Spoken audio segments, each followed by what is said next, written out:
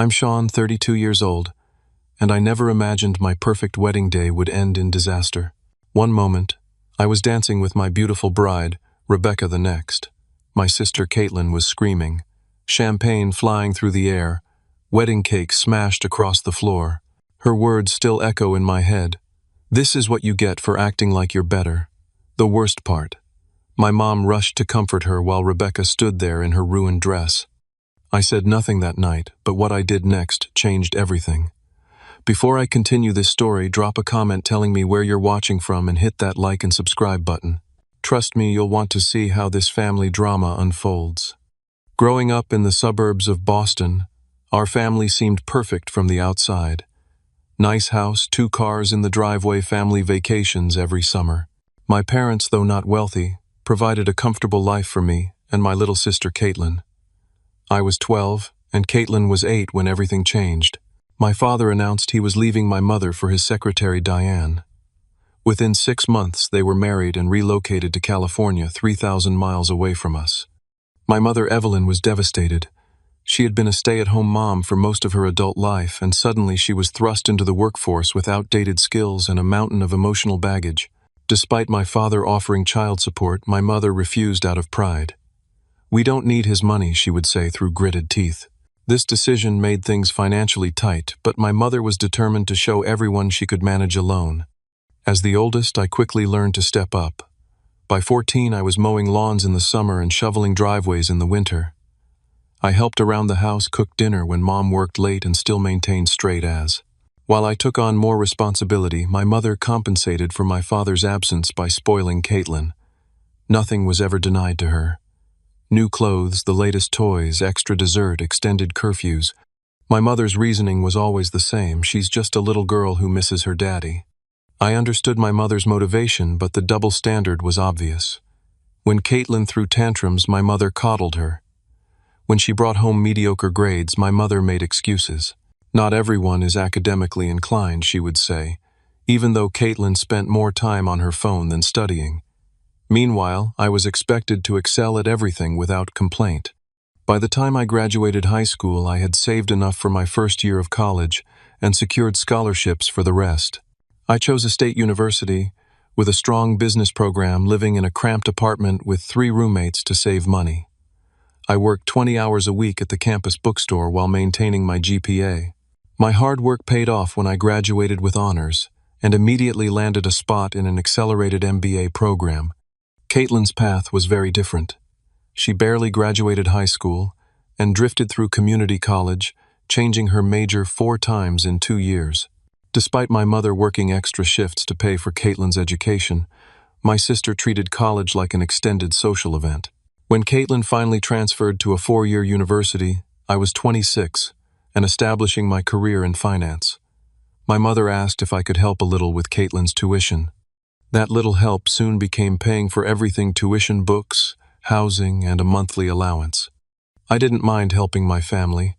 My career was thriving, and I was making good money. But it bothered me that Caitlin never seemed grateful, never worked harder, and never tried to ease the financial burden. She would call me only when she needed something, usually prefaced with "Mom said you wouldn't mind." Everything changed when I met Rebecca. We worked for the same financial firm, though in different departments. We connected during a company retreat, and I was immediately drawn to her intelligence and quiet confidence. Rebecca came from a wealthy family but had insisted on making her own way. She had worked through college, earned her own scholarships, and climbed the corporate ladder through sheer determination. My mother's reaction to Rebecca was lukewarm at best. During our first family dinner together, my mother spent most of the evening talking about Caitlin's creative spirit and how some people just aren't meant for conventional success. Rebecca was gracious, but I could see the subtle digs bothered her. Caitlin was even worse, rolling her eyes whenever Rebecca spoke and making snide comments about corporate robots. Despite my family's cold reception, Rebecca and I grew closer. After 2 years of dating, I proposed and she accepted. I thought my family would be happy for me, but their congratulations seemed forced. My mother immediately asked if Rebecca's rich parents would be paying for the wedding, and Caitlin questioned why we were rushing into things. As my relationship with Rebecca flourished, I began to see my family dynamics more clearly. I had enabled my mother's favoritism and Caitlin's entitlement for years. I had been the responsible one, the fixer, the bank. And for the first time I was prioritizing my own happiness, which seemed to threaten the system we had all grown accustomed to. But I wasn't ready to confront them yet. Peace had always been my default, and I hoped that once they got to know Rebecca better, they would come around. Looking back, I should have known the wedding would be the breaking point. All the resentment, jealousy, and dysfunction that had been simmering for years was about to boil over in the most public and painful way possible. When Rebecca and I announced our engagement at a small family gathering, my mother managed a tight smile while Caitlin examined her fingernails with sudden interest. "Congratulations," my sister finally said, her tone suggesting she was acknowledging a minor achievement rather than a life milestone. That cold response was just the beginning of what would become 18 months of wedding planning drama.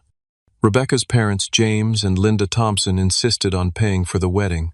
"Our only daughter deserves her dream day," they said warmly. They were genuinely kind people who had built a successful real estate development company from scratch. Unlike the stereotype of wealthy people, they were down to earth and generous. Their offer should have been received with gratitude, but my mother interpreted it as a slight. "I suppose nothing I could provide would be good enough for her," my mother muttered, after meeting with the Thompsons to discuss initial plans. "Not all of us can afford extravagance." Rebecca had never once commented on our family's finances or expressed anything but appreciation for my mother's hospitality, yet my mother persistently painted her as a snob. As planning progressed, Caitlin's jealousy intensified. When Rebecca asked her to be a bridesmaid, my sister accepted with visible reluctance. "I guess I don't have a choice if I want to avoid family drama," she said, turning a kind gesture into an obligation. The first major incident occurred during bridesmaid dress shopping. Rebecca had scheduled an appointment at a boutique, arranging it weeks in advance to accommodate everyone's schedules. Caitlin texted 30 minutes after the appointment time, "Something came up. Can't make it." Later, Instagram told the real story as Caitlin posted photos from a brunch with friends at a restaurant 2 blocks from the boutique. When confronted, Caitlin dismissed it. "It's just a dress. Why is everyone so uptight about this wedding stuff?" Rebecca, ever diplomatic, rescheduled a private fitting for Caitlin, who arrived late and complained about every style option. Venue visits became another battleground. Rebecca and I had fallen in love with a renovated historical building overlooking the harbor. During our family tour, Caitlin pointed out every flaw. "This floor is uneven, the lighting is terrible, the acoustics will make the speeches impossible to hear." The venue coordinator, a professional with 20 years of experience, looked increasingly uncomfortable as Caitlin's criticisms mounted. The menu tasting should have been enjoyable, but Caitlin suddenly developed allergies to Rebecca's favorite dishes. "I can't believe you'd select something that could send me to the hospital," she accused, though these allergies had never been mentioned in the 24 years I'd known her. The caterer patiently offered alternatives, which Caitlin rejected for various reasons. Even the flowers became controversial. Rebecca had chosen a combination of white roses and blue hydrangeas, a simple but elegant arrangement. "White flowers at a wedding, groundbreaking," Caitlin commented sarcastically. "And aren't hydrangeas bad luck in some cultures?" They weren't, as the florist politely confirmed. The bachelor and bachelorette parties were planned for the same weekend in different locations. My friends organized a fishing trip at a lakeside cabin, while Rebecca's friends planned a spa weekend. Somehow, Caitlin convinced some of the bridesmaids that a spa was boring and redirected the bachelorette party to a series of nightclubs. Rebecca, not a big drinker or fan of loud music, endured a weekend that catered entirely to Caitlin's preferences. Throughout this period, Caitlin's financial demands increased dramatically. She needed a new car because her current one wouldn't look good in the wedding photos. She wanted to move apartments because her current place was too depressing, and she needed somewhere nice to prepare mentally for the wedding. Each request came with emotional manipulation. If you really cared about your family, or I guess Rebecca's comfort matters more than your sister's well-being. Despite my growing frustration, I continued supporting her financially. I paid the security deposit and co-signed the lease on a luxury apartment that was well beyond what a part-time barista should afford. I covered her tuition for another semester despite her being on academic probation. I even helped with the down payment on a newer car, though not the luxury model she had initially demanded. Rebecca noticed the pattern but approached it gently. "You know you don't have to say yes to everything, right?" she said one night after I'd approved another of Caitlin's requests. "I feel like she's taking advantage of your generosity." "She's family." I replied automatically, the response I'd been programmed to give since childhood. But Rebecca's observation had struck a nerve. Was I helping Caitlin, or enabling behaviors that would ultimately hurt her? The rehearsal dinner should have been my wake-up call. We had reserved a private room at an upscale restaurant with a strict start time to accommodate the 20-person party. Caitlin arrived 45 minutes late, slightly intoxicated, wearing a white dress that was suspiciously bridal in style. My mother immediately made excuses. Traffic was terrible, it wasn't, and she worked a double shift today, she hadn't. As Rebecca's father gave a heartfelt toast welcoming me to their family, Caitlin audibly snorted and whispered something to my cousin that made them both laugh.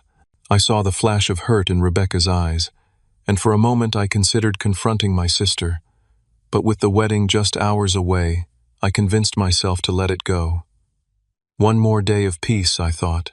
After the wedding, I would establish some boundaries. I had no idea that after the wedding would arrive in such a spectacular and humiliating fashion.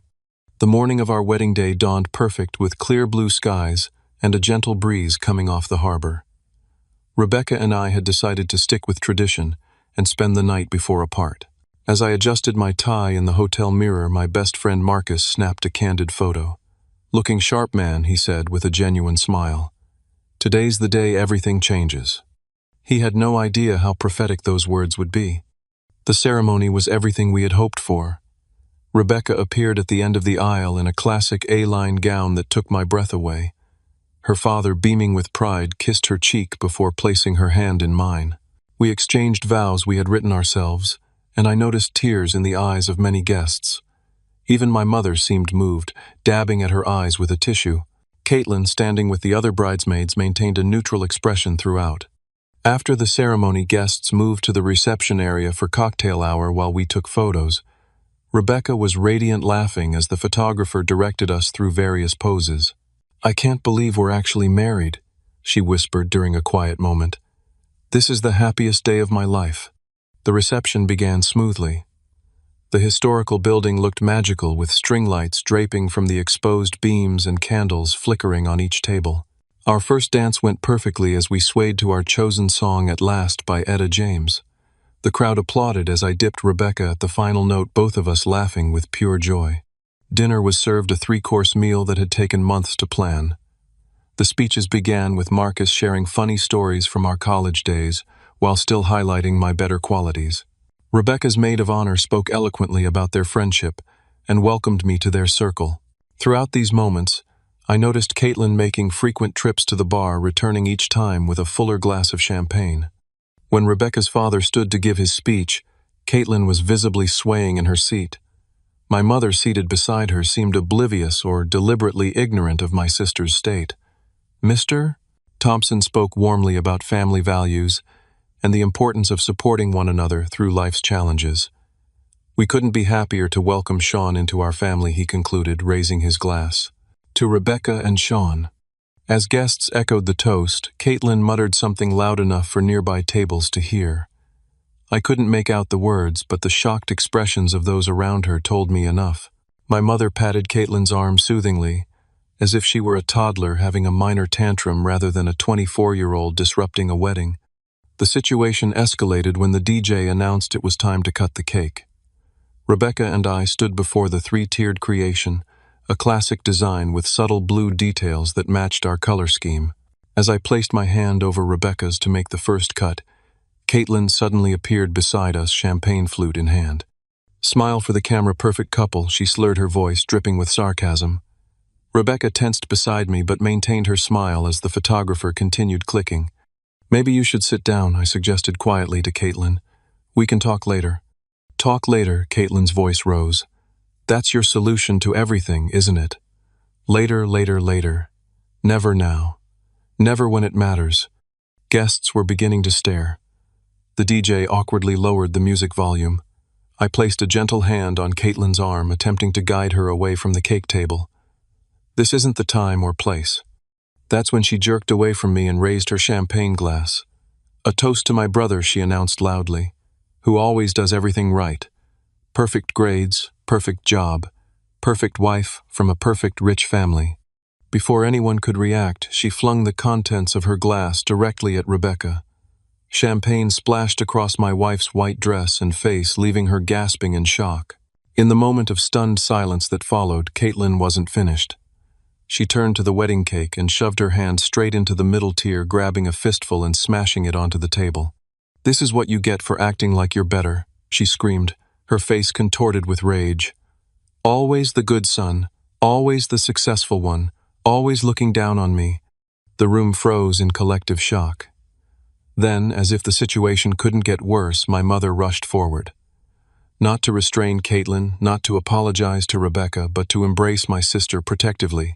"It's okay, sweetheart," she cooed, stroking Caitlin's hair as if she were the victim. "She just needs to let it out," my mother explained to the horrified onlookers, as if this behavior were a natural emotional release rather than an inexcusable attack. Rebecca stood perfectly still, champagne dripping from her hair, her dream dress stained. Her parents rushed to her side with napkins and supportive words. My father-in-law looked ready to physically remove Caitlin from the premises, but Rebecca gently restrained him with a hand on his arm. "Not now, Dad," I heard her whisper. "Let's not make it worse." Marcus and several groomsmen quickly surrounded Caitlin and my mother, diplomatically, but firmly escorting them to a side room. The DJ, showing remarkable presence of mind, immediately raised the music volume and announced the opening of the dance floor, attempting to redirect the guests' attention. Rebecca's bridesmaids surrounded her, helping her to the bridal suite to assess the damage to her dress. I stood alone by the ruined cake, my mind blank, with shock and mounting anger. Rebecca's mother squeezed my arm as she passed. "Go check on your wife," she said firmly. "We'll handle this." In the bridal suite, Rebecca was remarkably composed. The worst of the champagne had been blotted from her dress, though a faint stain remained. "It's okay," she said when she saw my face. "It's just a dress." "It's not okay," I replied, my voice tight with controlled rage. "None of this is okay." Rebecca took my hands in hers. "We have two choices right now. We can let this ruin our wedding day, or we can go back out there and show everyone that we're stronger than this drama. This day is about us, Sean, not about Caitlin." Her strength amazed me. We returned to the reception where the staff had removed the damaged cake and served the remaining portions. Our guests, taking cues from our composure, gradually returned to celebrating. Caitlin and my mother had apparently left the venue entirely. As we danced, mingled, and tried to salvage our special day, Rebecca leaned close to my ear. "When we get back from our honeymoon, something has to change," she whispered. "I love you, and I'll support whatever you decide, but this can't continue." I nodded, knowing she was right. For too long I had enabled the dysfunction in my family, prioritizing temporary peace over necessary boundaries. As Rebecca and I swayed to another slow song, guests, watching us with sympathetic smiles, I made a decision. The cycle would end now. "I'll handle it," I promised my new wife. "Starting tonight." She raised an eyebrow. "Tonight? We leave for our honeymoon tomorrow." "Some things can't wait," I replied, already mentally calculating exactly what needed to be done. "Trust me." By the time we returned to our hotel room that night, exhausted from the emotional roller coaster of the day, my plan was fully formed. While Rebecca showered and prepared for bed, I sat with my laptop, making a list of every financial tie between myself and my sister. The wedding day disaster had been painful, but it had also been clarifying. And clarity, I was discovering, could be a powerful motivator for action. I woke up at 5:30 the next morning, careful not to disturb Rebecca as I slipped out of bed. Our flight to Bali wasn't until late afternoon, giving me just enough time to execute my plan. I opened my laptop at the small desk in our hotel suite and pulled up a document I had created the night before: Caitlin financial inventory. The list was longer than even I had realized.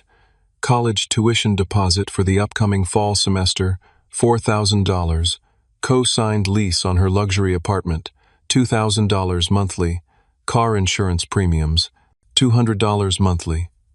Credit card in my name that she was authorized to use. Average $3,000 monthly. Direct bank transfers for emergencies approximately $1,000 monthly. Cell phone on. My family plan, $120. Monthly. Streaming services on my accounts, $60 monthly. Health insurance supplement, $400 monthly. All told, I was spending over $7,000 monthly supporting my 24-year-old sister who worked part-time by choice and consistently failed her classes. The realization hit me like a physical blow. This wasn't helping her. This was crippling her. My first call at exactly 8 o'clock when offices opened was to the university financial department. I need to withdraw a tuition deposit, I explained calmly to the administrator. After verifying my identity and confirming I was indeed the payer on the account, they processed my request. The $4,000 would be refunded to my account within 3 business days. Next, I visited the bank in person as soon as they opened at 9. I froze the joint checking account I had established for emergencies and removed Caitlin as an authorized user on my credit card. The banker, a woman about my age, processed the requests without comment, though her expression suggested she'd seen this scenario before. At 10, I met briefly with a lawyer I had previously consulted for investment advice. What are my legal obligations regarding the apartment lease? I co-signed, I asked after explaining the situation in broad strokes. You're liable for the rent if your sister doesn't pay, he confirmed. But you can contact the landlord and explain the situation. They might allow you to pay a penalty to remove your name, especially if you find a replacement tenant, or your sister agrees to add another co-signer. I called the property management company next. The leasing manager was surprisingly understanding. Family situations can be complicated, she said diplomatically. We can freeze the current lease and require a new application with a different guarantor if your sister wishes to stay. Otherwise, she'll need to vacate within 30 days. And yes, you'll be responsible for any damages or unpaid rent. Throughout the morning, my phone buzzed constantly with text notifications from Caitlin. Why aren't you answering? Mom is freaking out about last night. It wasn't that big a deal. Rebecca seems like she can take a joke. You always overreact. Can you transfer me some money? The car needs new tires. I ignored them all, focusing instead on my checklist. I canceled the automatic payments for her car insurance, removed her from my cell phone family plan with a 30-day notice, and changed the passwords on all the streaming services. By noon, I had effectively cut off every financial tie, except the apartment lease, which would take more time to fully resolve. I met Rebecca for lunch at a quiet restaurant near our hotel, feeling lighter than I had in years. You look different, she observed, studying my face. What have you been doing all morning? I explained my actions in detail. Rebecca listened without interrupting, her expression thoughtful. When I finished, she reached across the table and squeezed my hand. Are you sure about this? She asked. I know they're your family. That's exactly why I'm doing it, I replied. Real family doesn't exploit each other. Real family wants each member to grow and thrive. What I've been doing is enabling dependence and entitlement. Rebecca nodded slowly. I support you completely. But be prepared for the backlash. It will get worse before it gets better. As if on cue, my phone rang. My mother's name flashed on the screen. After 12 ignored calls, I decided it was time to answer. Sean, finally.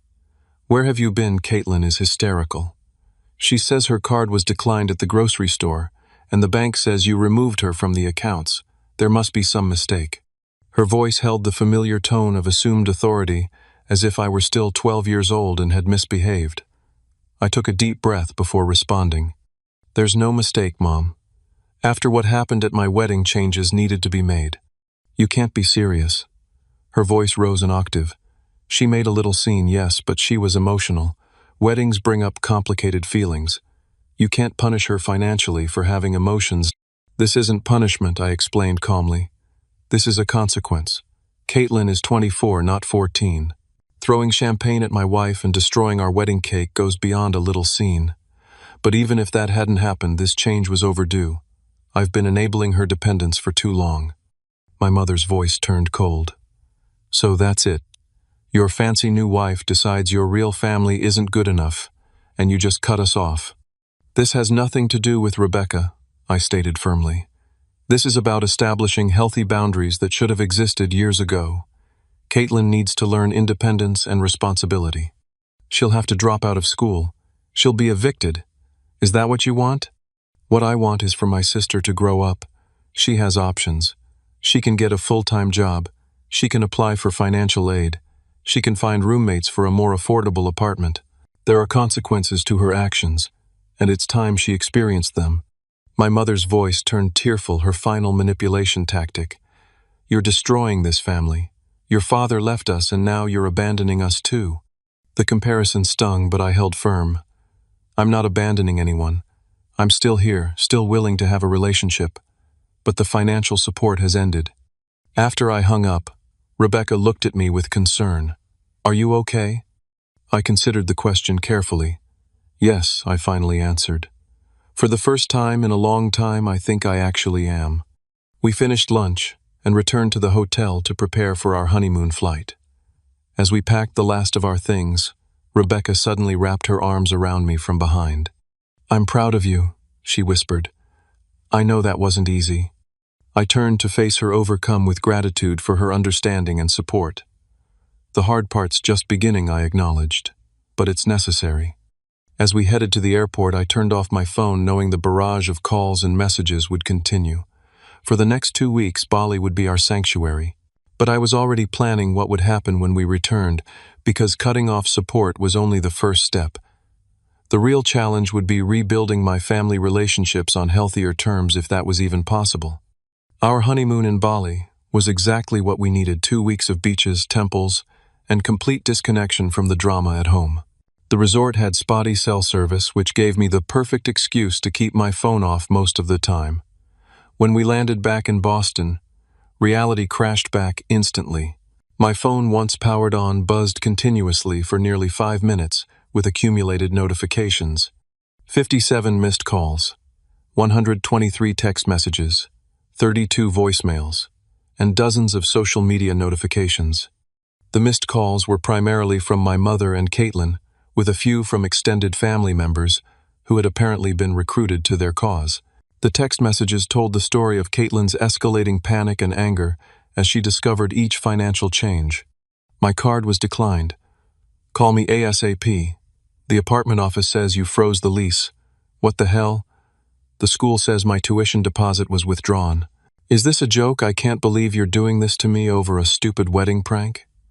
Mom is absolutely devastated. I hope you're happy. Your wife put you up to this, didn't she? She never liked me. Call me back, you coward. The voicemails followed a similar pattern, starting with confusion, escalating to anger, then attempts at guilt, and finally desperate bargaining. My mother's messages were particularly manipulative, ranging from, "I raised you better than this," to "I've been having chest pains from the stress you're causing." Rebecca scrolled through some of the messages on the taxi ride home, her expression a mixture of disbelief and vindication. "Wow," she murmured after listening to a particularly vitriolic voicemail from Caitlin. "And they wonder why you needed boundaries." We had barely settled into our apartment when the doorbell rang. Through the peephole, I saw my mother standing in the hallway, arms crossed, expression grim. I braced myself and opened the door.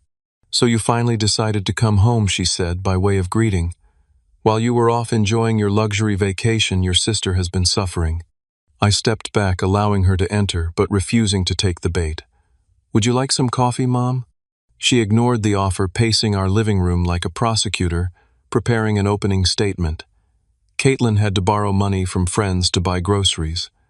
The apartment complex gave her a warning about late rent. Her phone service was cut off. "And you think this is appropriate?" "I think it's the natural consequence of her behavior," I replied calmly. "She's an adult who made choices. Adults face consequences for their choices. This is Rebecca's influence," my mother accused, glaring at my wife, who had quietly entered the room. "You were never this cruel before her." "That's enough," I said firmly. "Rebecca has nothing to do with this decision. In fact, she's shown more understanding toward Caitlin than most people would after having their wedding deliberately ruined." My mother's face flushed. It was not deliberate. She was emotional.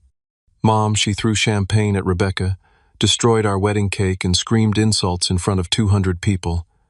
Then instead of apologizing, she asked me for money the very next day. This isn't about one incident. It's about a pattern that's gone on for years. The argument continued for nearly an hour, covering familiar ground. My mother cycled through her usual tactics, minimizing Caitlin's behavior, maximizing my supposed betrayal, invoking family loyalty, questioning Rebecca's character, and finally her trump card. Your father would be ashamed of you. That one nearly broke my resolve. Not because it was true, but because it revealed how little my mother understood me. My father, who had abandoned his family for a younger woman, had no moral standing to judge anyone's family loyalty. After my mother left, slamming the door behind her, Rebecca held me in silence for a long moment. You did well, she whispered. Stay strong. The next morning I discovered Caitlin had taken the battle public. She had posted a long, carefully edited account of the situation on social media. My brother cut me off financially without warning because I accidentally spilled a drink at his wedding. Now I might be homeless and have to drop out of school. Blood isn't always thicker than water, I guess. The post had dozens of sympathetic comments and shares.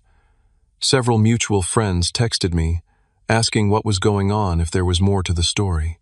Some took sides immediately, either condemning my cruelty or defending my right to establish boundaries. Family members I rarely spoke with suddenly had strong opinions about my personal decisions. I chose not to engage publicly.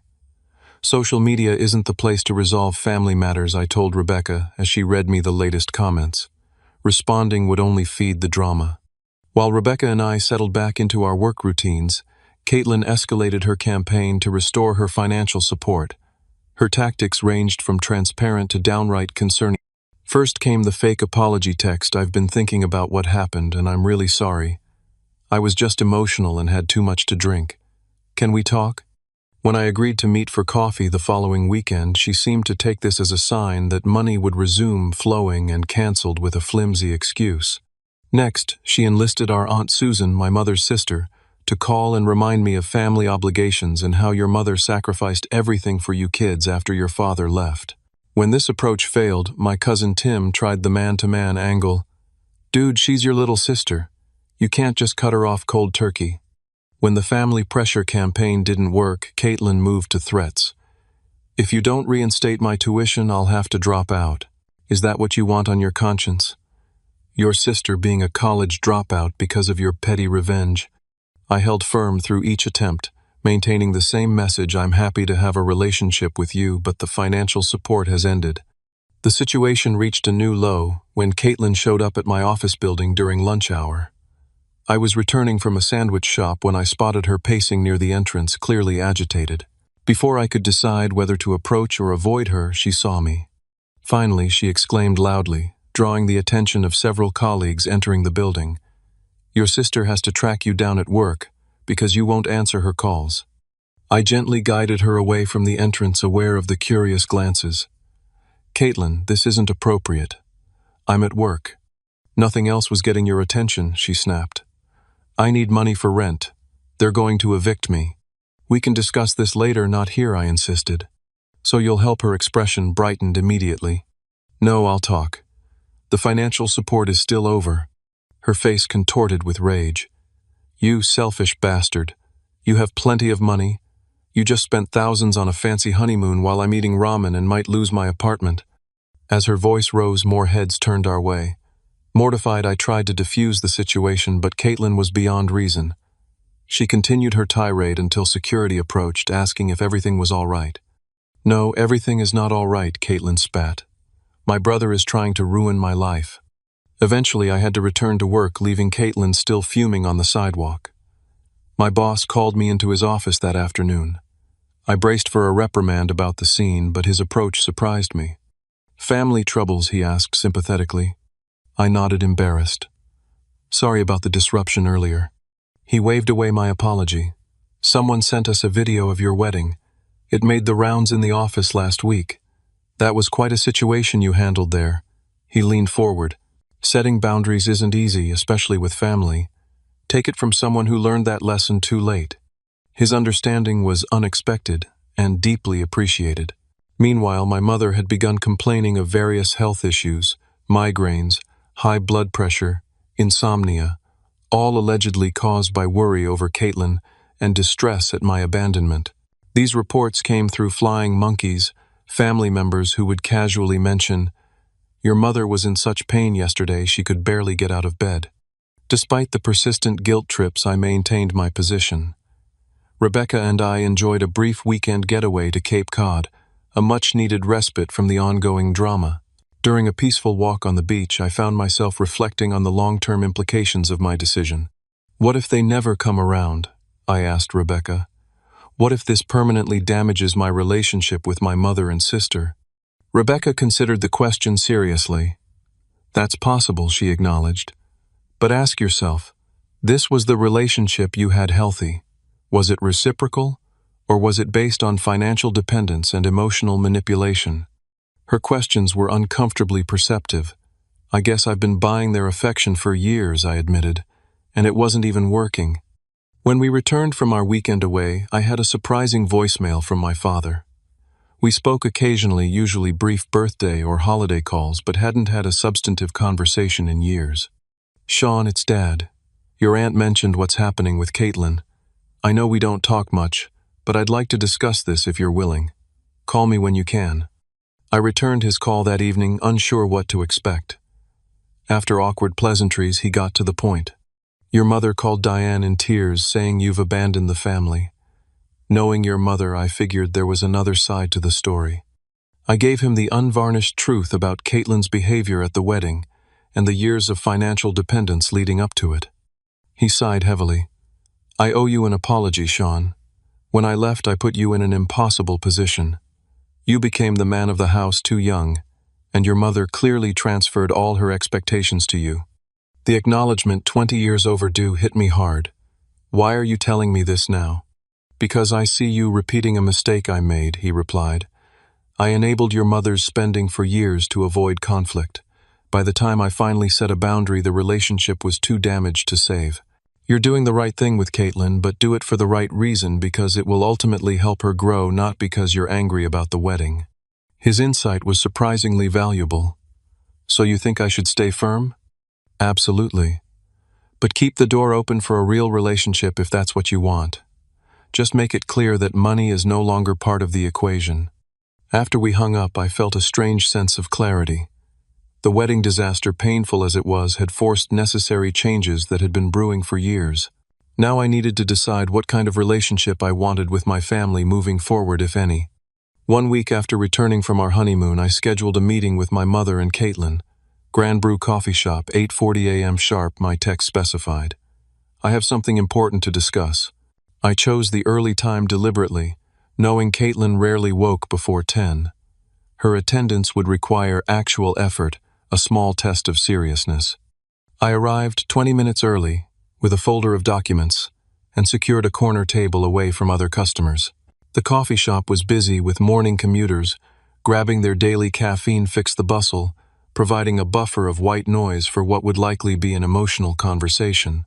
At 8:39, my mother walked in, her expression a careful neutral. She had clearly made an effort with her appearance, hair freshly styled, makeup precise. I recognized the tactic, an attempt to convey that she was the composed, reasonable party in this conflict. A minute later, Caitlin slouched through the door, looking deliberately disheveled in contrast. Dark circles under her eyes, hair pulled back messily, wearing a wrinkled Boston University sweatshirt. Her visual statement was equally clear: "See how I'm suffering because of you." "Thank you for coming," I said as they sat down. I had already ordered their preferred drinks, a vanilla latte for my mother and an iced mocha for Caitlin. This small gesture of consideration seemed to momentarily disarm them. "What's this about Sean?" my mother asked, her tone suggesting this meeting was an inconvenience rather than her idea of a reconciliation opportunity. "Are you finally ready to discuss reinstating Caitlin's support?" "I want to talk about the future," I replied calmly. "Our future as a family." Caitlin rolled her eyes. "Save the lecture. Either you're helping me financially or you're not. The apartment manager is threatening eviction, and registration for next semester closes in 2 weeks. I nodded, acknowledging her concerns without reacting to her tone. "I understand your situation is precarious right now. That's partly why I wanted to meet." I opened the folder and removed several documents, placing them neatly on the table. My mother and sister exchanged confused glances. "What is all this?" my mother asked suspiciously. "The real news," I replied. "My response to everything that's happened." I slid the first document toward them. "This is the deed to a small condo in Somerville. 1 bedroom, 1 bath, nothing fancy, but in a safe neighborhood with good public transportation access. I purchased it last week as an investment property." Their expressions shifted from confusion to cautious interest. Caitlin reached for the deed, examining it closely. "What does this have to do with me?" "I'm offering it as a residence for you, Caitlin. The monthly costs would be significantly lower than your current apartment, and the location is actually closer to campus." Before hope could fully bloom in her eyes, I continued. "There are conditions." I slid the next document forward. "This is a basic rental agreement. You would be a tenant, not an owner, with specific responsibilities and expectations." Caitlin's face darkened. "So you're my landlord now? That's your solution?" "Please let me finish," I said firmly. "The condo is just one part of what I'm proposing." I presented the third document. "This is paperwork for an educational trust I've established. It will cover your tuition and basic educational expenses, but with stipulations you must maintain at least a C average to attend all classes and meet regularly with an academic advisor." My mother, who had been uncharacteristically quiet, finally spoke. "You're treating your sister like a child with all these rules and conditions." "No," I corrected gently. "I'm treating her like an adult who needs structure and accountability. There's a difference." I continued with the fourth document. "This outlines a monthly allowance that will be deposited into a new account. It's roughly 1/3 of what I was previously providing, an amount that covers basic necessities but requires supplementation through employment." Caitlin's expression wavered between resentment and calculation as she mentally assessed whether this new arrangement would be worth accepting. "The fifth item isn't a document, but an opportunity," I explained. "My colleague Michael runs a marketing department that needs a part-time administrative assistant. The hours are flexible around class schedules, the pay is competitive, and there's potential for growth if you show initiative. He's willing to interview you next week." "So I have to work now?" Caitlin asked, as if the concept were foreign. "Most adults do," I replied without sarcasm. "It's actually quite fulfilling to earn your own money." My mother, clearly processing this unexpected approach, leaned forward. "What's the catch, Sean? Why are you doing all this after saying you were cutting her off?" I met her gaze directly. "Because cutting someone off completely isn't the only alternative to enabling them. I want to help Caitlin become independent and successful, not dependent and resentful. But there are conditions beyond what I've already mentioned." I placed the final document on the table. "This is a behavioral contract. It includes several non-negotiable terms." I turned to Caitlin. "First, you will personally apologize to Rebecca and her family for what happened at the wedding. A genuine, specific apology, not a generic, 'sorry if anyone was offended.'" Caitlin stiffened but didn't object. "Second, you will attend weekly therapy sessions. I've researched several qualified therapists who specialize in family dynamics and personal growth. You can choose which one you prefer, but attendance is mandatory for continued support." My mother interjected therapy. "There's nothing wrong with Caitlin that requires therapy." "Mom," I said gently, "what happened at my wedding wasn't normal behavior. Neither is the dynamic we've developed as a family. We could all benefit from professional perspective." Before she could argue further, I continued. "Third, this arrangement is probationary for 6 months. If the terms are violated, particularly regarding Rebecca or academic performance, the support ends immediately. If things go well, we can discuss adjustments that grant more independence as it's earned.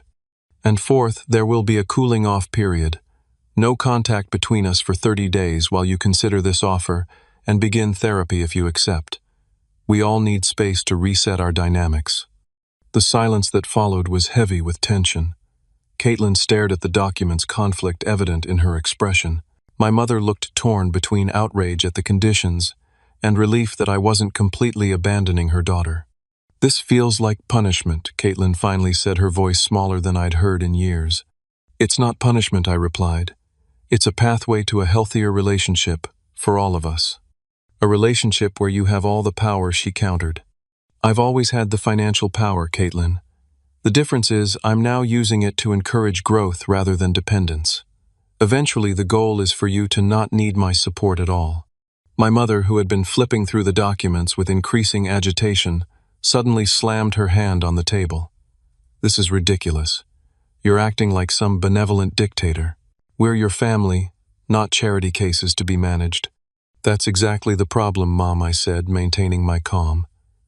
"You've treated me like an ATM for years, not a son or brother with feelings and boundaries.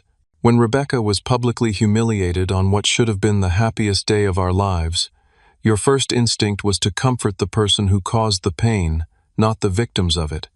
Something in my words seemed to penetrate her defenses. She sat back momentarily speechless. "I was 12 when Dad left." I continued, my voice softening. "I grew up fast because I had to. I took on responsibilities, got jobs, helped around the house, all while maintaining perfect grades, because I knew college was my only path to security. I didn't resent it then because I loved you both and wanted to help." Caitlin was looking down at her hands, refusing to meet my eyes. But somewhere along the way, helping turned into enabling. My support became expected, then demanded. My success became something Caitlin resented rather than aspired to. And you, Mom, encouraged that resentment because it was easier than holding her accountable. My mother's eyes filled with tears, but for once they seemed genuine rather than tactical.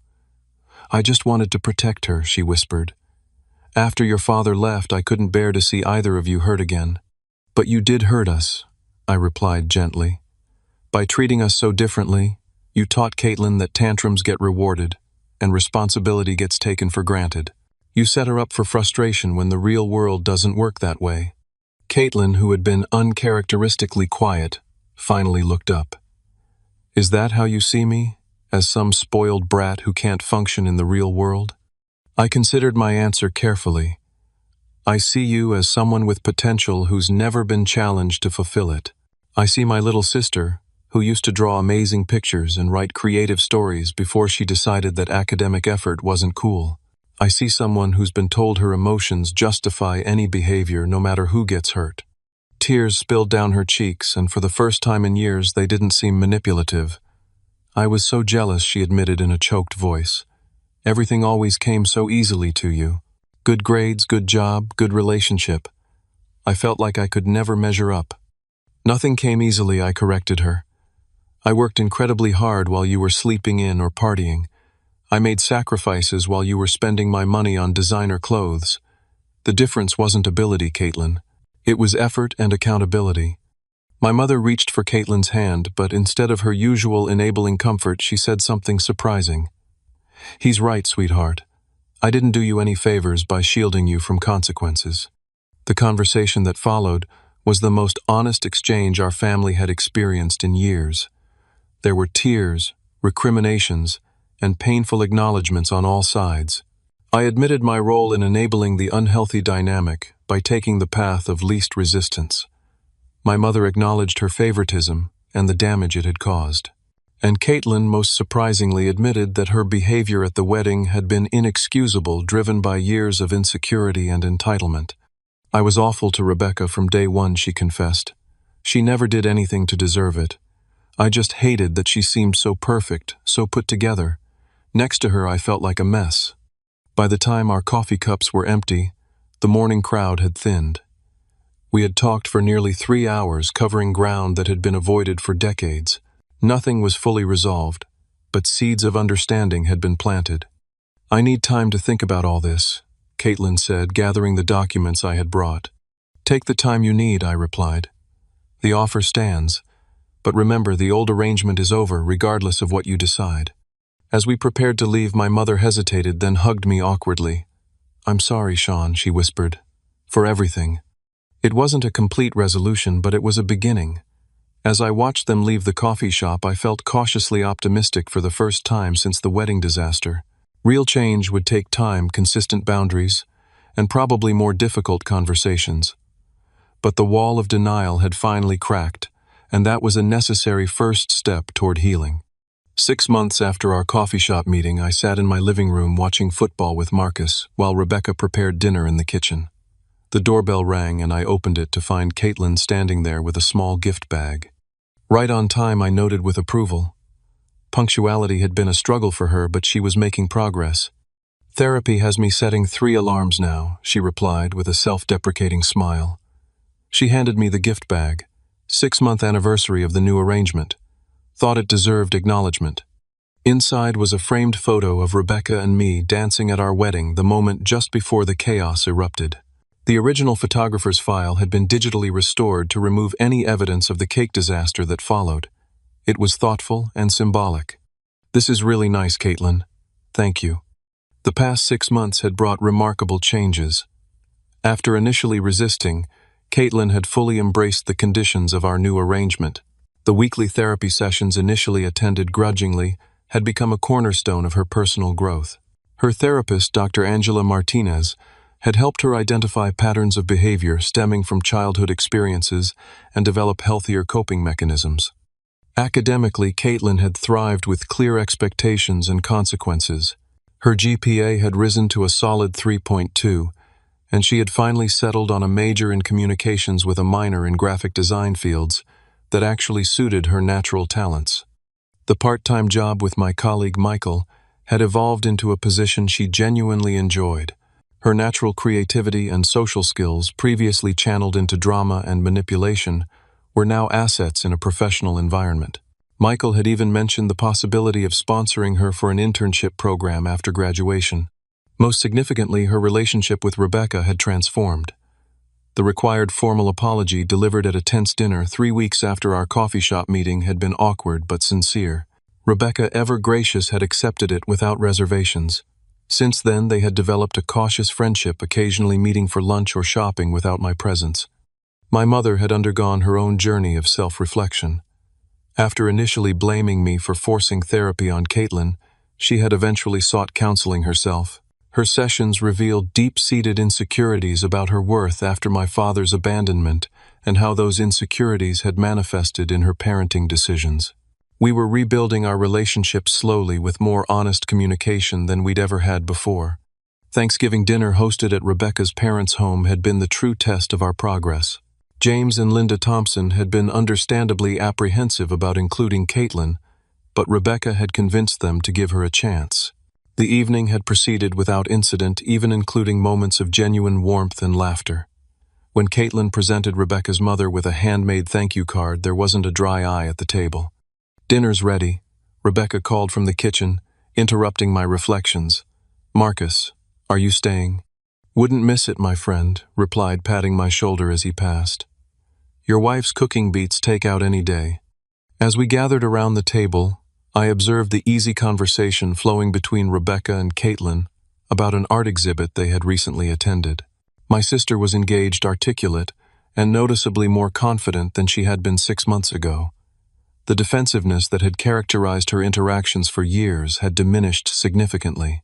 Later, after Marcus and Caitlin had left, Rebecca and I settled on the couch with glasses of wine. "She's like a different person," Rebecca observed. "I never thought we'd get here." The boundaries helped, I acknowledged. But the real change came from her. She had to want it. The experience had taught me profound lessons about family dynamics and personal growth. First love doesn't mean endless enabling. True love sometimes requires difficult boundaries that allow people to experience natural consequences and develop resilience. By financially supporting Caitlin unconditionally, I had actually impeded her growth and contributed to her sense of inadequacy. Second, healthy relationships require mutual respect and accountability. For years, I had accepted disrespect and manipulation to maintain peace, creating a dysfunctional pattern that harmed everyone involved. Breaking that pattern, though painful, was necessary for authentic connection. Third, patterns established in childhood can persist for decades if left unexamined. My mother's favoritism, my overcompensation, and Caitlin's entitlement had roots in our father's abandonment and the insecurities it created. Understanding those origins didn't excuse destructive behavior, but provided context for addressing it effectively. Fourth, healing is rarely linear. There had been setbacks along the way, arguments, relapses into old patterns, moments of doubt.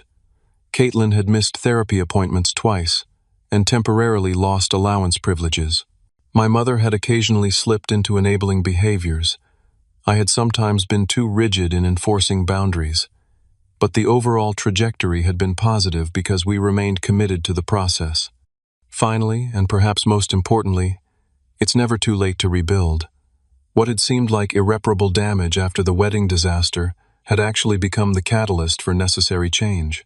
Sometimes relationships need to break completely before they can be reconstructed on healthier foundations. "Penny, for your thoughts," Rebecca said, noticing my contemplative mood. "Just reflecting on how far we've come," I replied. "The wedding day disaster might have been the best thing that could have happened to my family, as terrible as it was in the moment." She leaned against me, her head on my shoulder. Sometimes the things that seem catastrophic in the moment turn out to be turning points. Your sister smashing our wedding cake might have saved your relationship with her in the long run. I nodded, appreciating her perspective and forgiveness. I never thought I'd say this, but I'm actually looking forward to the holidays with my family this year. As Rebecca and I enjoyed the peaceful evening, I felt genuine gratitude for the difficult journey we had navigated. The wedding day disaster that had seemed so catastrophic had ultimately been the breaking point my family needed to rebuild on healthier terms. By standing firm, when it would have been easier to give in by offering structured support rather than unconditional enabling, I had helped create the conditions for genuine change. Have you ever had to set difficult boundaries with family members? How did you balance compassion with necessary consequences? Drop your thoughts in the comments. And if this story resonated with you, please like, subscribe, and share it with someone who might need to hear it. Thank you for listening to my journey from wedding day disaster to family healing. Sometimes the hardest decisions lead to the most meaningful growth. Until next time, remember that true family support means wanting the best for each other, not always giving in to what's easiest in the moment.